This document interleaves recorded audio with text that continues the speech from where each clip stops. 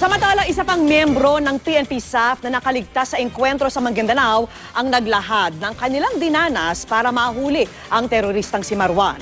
Sa hirap at pagod daw nila, maging ang dala nilang IV fluid na pang first aid, ininom na nila. At nakatutok si Mariz Umali, exclusive. Hindi raw madali na muling balikan ang mga tagpo sa isa sa pinakamadugo at pinakamasakit na operasyon ng PNP Special Action Force sa Mamasapano, Maguindanao. Nitong Sabado sa lingguhang family appointment with El Shaddai, nagpatutuo ang isang SAF commando. Kasama siya sa 13 komando ng 84th Seaborne na unang nakalapit sa kubo ng teroristang si Marwan at nakipagbarilan dito. Para sa seguridad ng SAF commando, di namin siya papangalanan at di rin ipapakita ang mukha. Pinasok po ng team ni Sir Jednad yung loob ng bahay. At paglabas niya, sabi niya, tumawag agad siya na, Mike 1, bingo. Sabi ko, sir, sigurado, sir? Sigurado, sabi niya gano'n. Nag-withdraw po kami.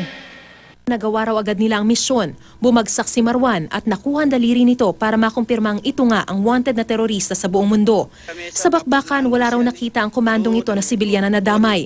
Pero may nakita raw siyang bata na hila-hila ng ama. Sabi nila may sibilyan daw na nadamay. Wala pong sibilyan. Ang totoo niyan, hila-hila ng kanyang ama. Yung bata na 15 years old lang, walang dalang baril. Pero yung ama niya may daladalang baril. Hinihila niya yung anak niya. Para na sa ganun, kung may makuha silang baril, ibibigay niya sa kanyang anak. Yan po ang totoo. Sa tansya raw niya, 7 hanggang 10 metro lang ang kalaban nila sa kanila habang nagpuputukan. Sa may maisan daw may sniper sa gitna at sa paligid. Buong tapang daw nilang nilabanan ang mga ito. Nakapaikot daw sila sa isa't isa para makita ang kalaban sa lahat ng anggulo. Inabot na po ng alas 3. Wala pa rin pong patay sa amin, sa 84th.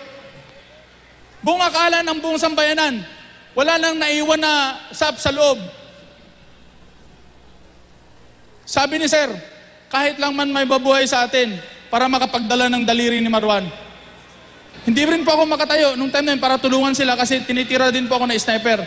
Milagro raw na nakapagtago ang grupo nila sa ilang lugar na tago at ang pagkakaligtas niya dahil din daw sa dasal ng ina. Walang tumulong sa amin. Kahit man lang sana makakita ako ng helicopter na lumilipad, masaya na ako. Pero wala.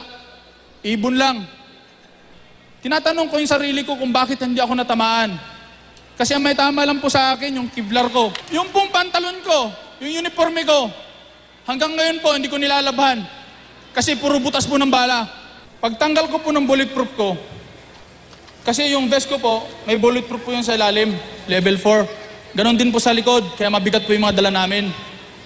Pag nakapasok po yung bullet vest, may panyo po akong nilalagay doon. Sa isang banda ang mga IV fluid na dala nila na pang first aid ininom na nila. Pagod at hirap, nakita raw niya kung gaano katapang ang SAF.